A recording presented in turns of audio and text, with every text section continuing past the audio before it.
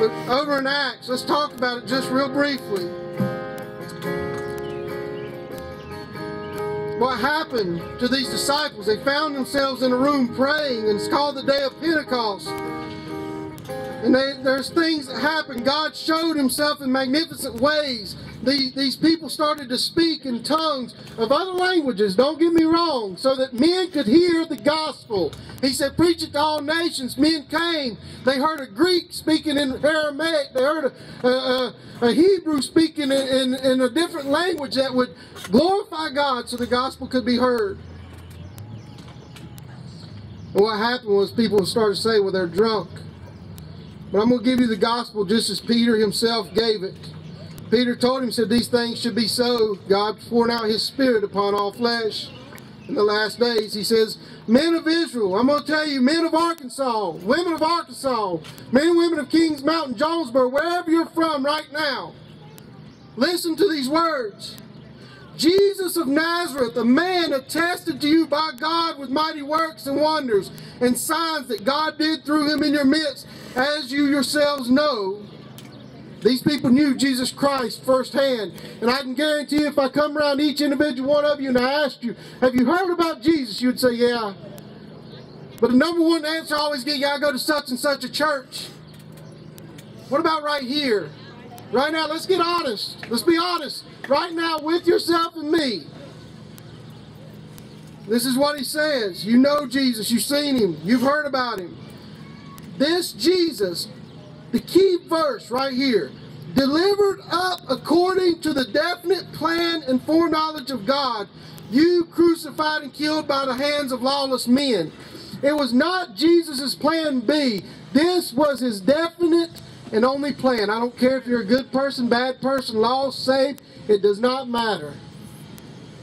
You can't trust in yourself to get you to heaven, and you can't trust in your past to keep you out. Amen. Does that make sense tonight to somebody? Your past can't keep you out of heaven, and your good works won't get you in there. It's only Jesus Christ. And it was God's definite plan to send him to be crucified by Roman soldiers at the appointed time. It said when the fullness of days had come, he sent his son, born of a virgin. He didn't sit up there and make it up, and he's not making it up as he goes now. I'm sorry. He's not.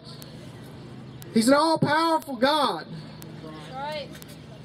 He's not sitting over here with his fingers crossed praying, oh, I hope somebody comes to me. He says, I'm the great shepherd, as my brother talked about. I've got sheep, and I'm going to go get them.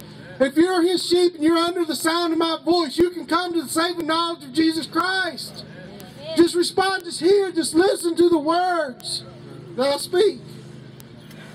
He said, my sheep hear my voice and they'll follow me. And he says, I will lose nothing of all that the Father's given me.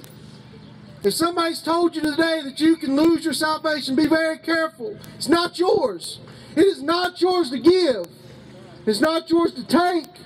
It is a gift of God, as my brother spoke about, a gift of God. Faith is a gift of God. Can you see it? It's all about him. Please hear my voice. He goes on, he says this. You crucified and killed Jesus by the hands of lawless men. God raised him up, loosening the pangs of death, because it was not possible for him to be held by it. For David says concerning him, when he talks about David, he's going back to years before Christ was even born. I saw the Lord always before me, for he is at my right hand, and I may not be shaken. Therefore my heart was glad and my tongue rejoiced. My flesh will also dwell in hope. For you will not abandon my soul to Hades, or let your Holy One see corruption. You have made known to me the paths of life. You will make me full of gladness with your presence. If you can hear me today, I ask you, just as Jesus asked his disciples before his death, who do you say that he is?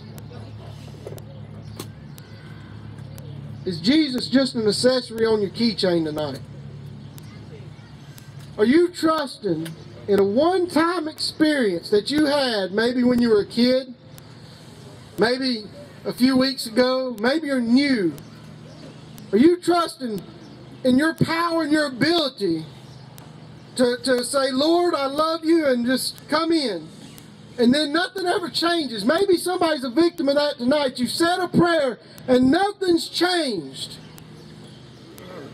And you'll come to somebody like me and you say, you know, I don't know if I'm saved or not. I don't know if I'm doing the right things. And I'd say to you, quit trusting in yourself and your ability. I can't do it for you.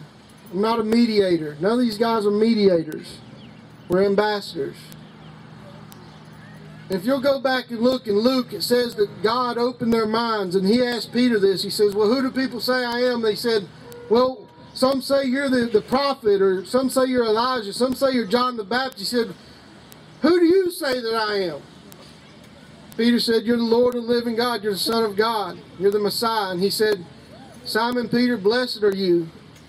Flesh nor blood revealed this to you, but my Father who's in heaven.